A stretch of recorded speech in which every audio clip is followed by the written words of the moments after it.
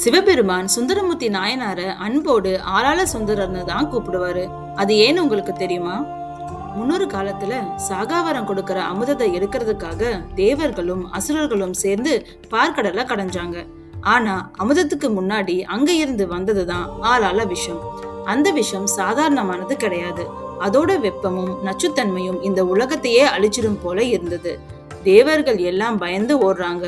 அப்போ எல்லாரும் போய் நம்ம சிவபெருமான் கிட்ட தஞ்சம் புகுந்தாங்க. உடனே சிவபெருமான் தன் முன்னாடி நின்றுட்டு இருந்த சுந்தரரை பார்த்து, சுந்தரா, அந்த விஷத்தை இங்க கொண்டு வான்னு ஆணையிட்டாரு. கையில பட்டாலே எரியக்கூடிய அந்த பயங்கரமான ஆளாள விஷத்தை சுந்தரர் கொஞ்சமும் பயப்படாம தன் கைகளாலேயே ஒரு உருண்டையா திரட்டி எடுத்துட்டு வந்தாரு.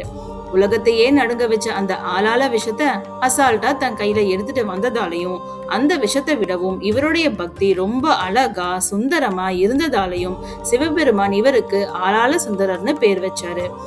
கைலாயத்துல இவருக்கு இந்த பேரு, பூலோகத்துல தான் நாம இவரை சுந்தரமூர்த்தி நாயனார்னு கொண்டாடுறோம்.